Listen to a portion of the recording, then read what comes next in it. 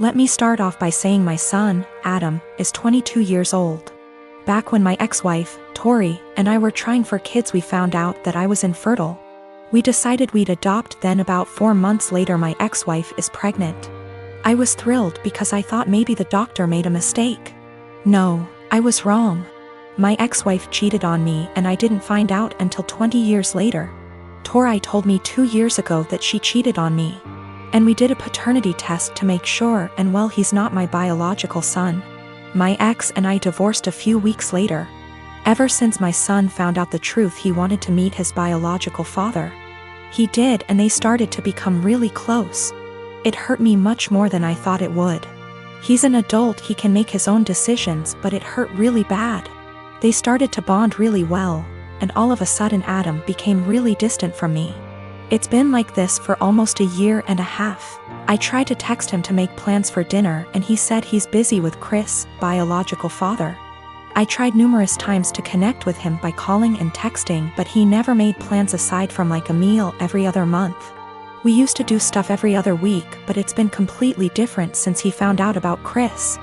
I couldn't stand it. My son, who I raised since he was a baby, treated me like I didn't matter. Anytime we'd actually have plans, he would still be cold and distant. What I mean by that is became much more defensive of his personal life. I'd ask him how classes or friends were and he'd just say they were fine but never go deeper than that. He also changed his major from econ to computer science and didn't even mention it to me until a year later. I told him how much he was hurting me because of how distant he was and he apologized and said he'd do better. He never did. I told him numerous times and he never changed. He was still distant. What was the final straw for me was the phone conversation I had with him last week.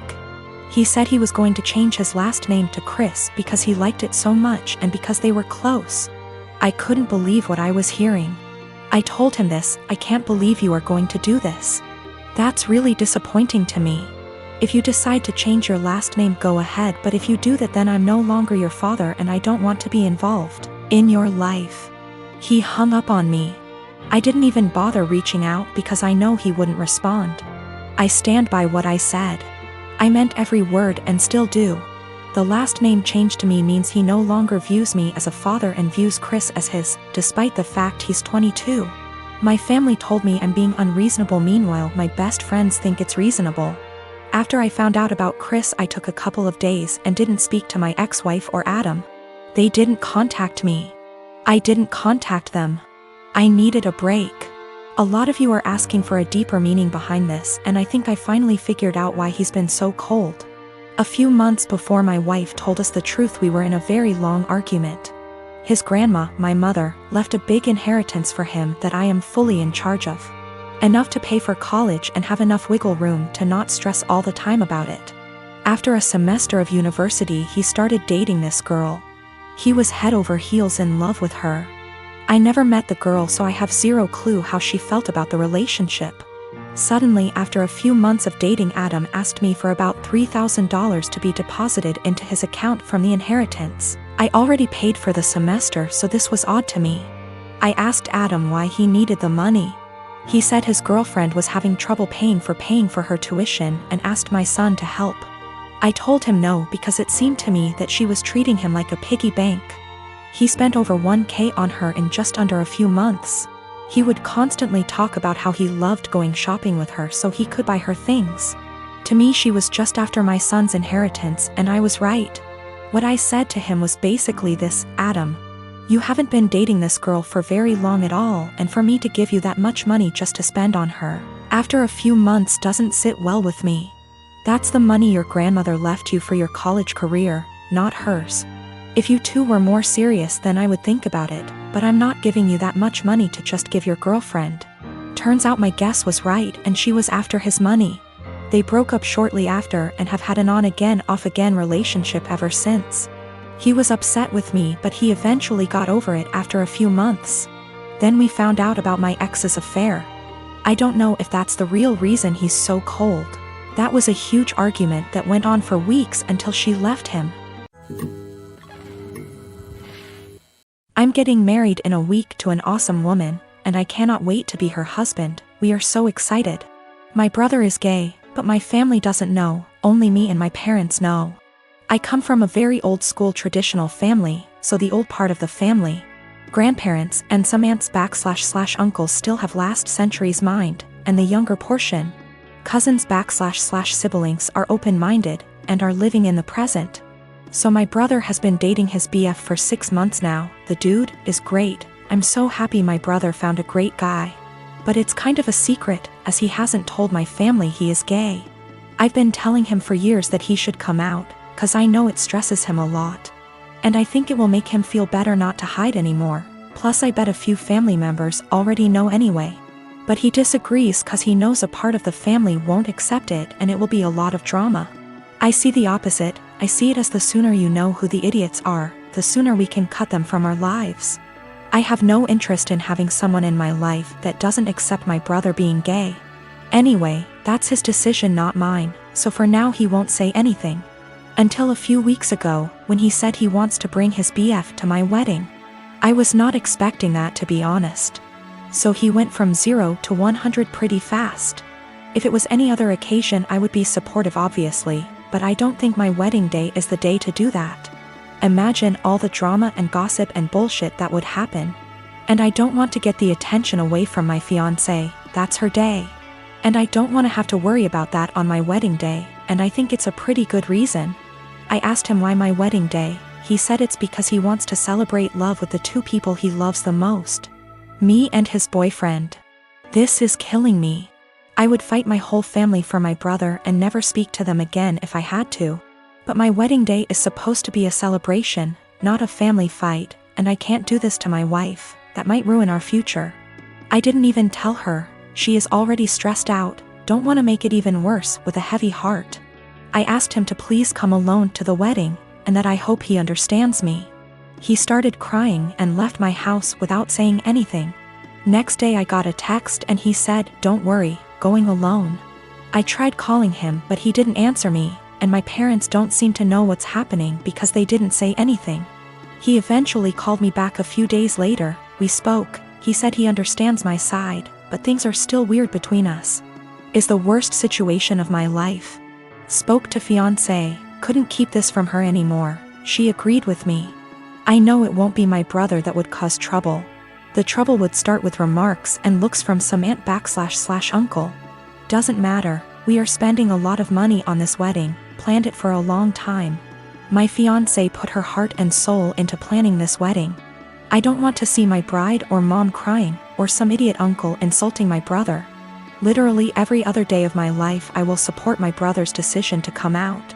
Even at the wedding, I would obviously defend him. But the point is, not at the wedding. My sister is severely autistic. She requires attention almost 24/7 and cannot be left alone. She is nonverbal and cannot take care of herself at all. Despite the fact that she is only 12, she is extremely destructive and violent and destroys anything she gets her hands on. I hate her. That should be wrong to say, but it doesn't feel like it. I was only 6 years old when she was born, and since then I've never solely had my parents' attention. Even since I can remember, the world has revolved around her. I was moved out of my room into the basement at 7 because she needed to be in the room next to my parents. All of my toys as a child were destroyed by her, and my parents simply ignored me when I complained. Even when I was 14 and she destroyed a Mac my school gave me, I was in the wrong. Along with this, I am expected to take care of her and drop everything I do for her. I can never make plans with friend because my parents expect me to be there if they need me to take care of her. Even when I do somehow get time to myself, I am required to leave if they need me. If I do not, then I am punished. The recent example of this is when I went to see the new Spider-Man movie and was grounded because I turned my phone off in the theater. It seems as if I am nothing more than a slave to them, and anything involving her simply overshadows me. This last week I was chosen to give a speech at a school event. I was so excited, and my parents promised to be there, but they never showed and claimed it was because of my sister. Anytime anything like this happens for me, they are too busy with her. I've held this in for so long, and it finally spilled out today. While talking about colleges with my father, he joked that I should get a degree that pays well so when they're gone I can take care of my sister. I don't know why, but this caused me to break down. I cried and screamed about how it always about her. I'm nothing more than a caretaker to them, that they always make it about her and that I'm expected to be her slave for the rest of my life. I've locked myself in my room since then and my parents have not come to check on me. It's not her fault that she was born the way she is. My parents came to talk to me a while after my breakdown, but I was unable to bring myself to talk to them and only cried and asked them to leave. They have made arrangements with my grandfather for me to stay with him for the time being and am getting ready to go to his house. My parents want to talk to me, but we have decided it's best I leave for now to have some space and time to collect myself. We will be sitting down and talking later this week about this issue.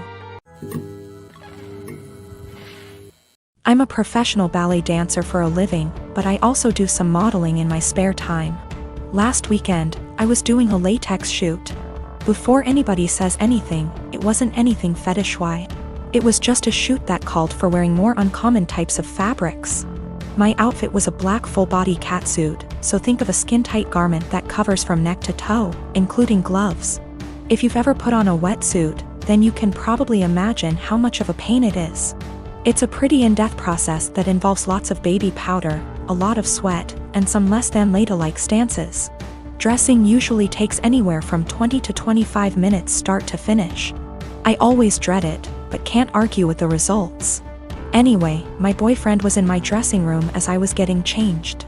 He doesn't always come along for shoots, but I needed him that day because my car is being repaired and we needed to go somewhere afterwards. His one kinda annoying thing is that he talks to me while I'm getting changed even though I very politely asked him to let me do it in peace. If I'm just putting on a dress or something less complicated, it's not a problem. But with latex, you have to concentrate, seriously. My facial expression is pretty similar to when I'm doing heavy leg presses or squats at the gym, so that the garment slips on correctly and, more importantly, you don't rip it. It's very easy to tear if you're not careful. And a full-body catsuit can cost upwards of $700 to $800 minimum. So as I'm struggling, may have been on the floor on my back with my feet up on a chair, pushing my butt up to get the garment over my hips, he won't stop talking. Come on, girl, you got this. Do you want help? I don't think you put on enough baby powder. Babe, you got this, get that big ass in there. And I politely asked him several times to just let me concentrate. He responds by saying, relax, I'm just trying to help, before patting me on the butt. I'd had enough. I demanded he stand outside because he was being super distracting and I couldn't afford to rip the garment. I didn't ask him to help because there's a technique to getting latex on and he doesn't have it. He got all pissy and was like, whatever, maybe you need a bigger size anyway, before leaving the shoot completely and taking the car. I had to get an Uber home after the shoot. On one hand, I was getting super frustrated, I was hot and sweaty, and combined with my kinda short temper, I was getting pissed off that I couldn't get the suit on. On the other hand, I asked him multiple times not to comment or distract me. And I never indicated that I was in the mood to be touched.